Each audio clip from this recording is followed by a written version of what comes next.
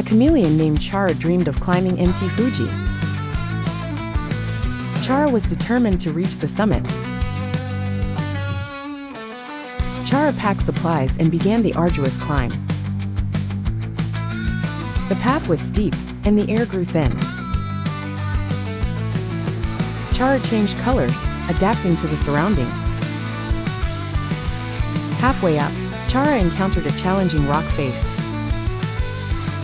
Using sticky feet, Chara carefully navigated the cliff. Rain clouds gathered, and Chara sought shelter.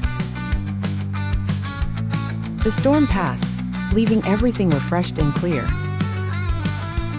Continuing upward, Chara met other hikers for encouragement.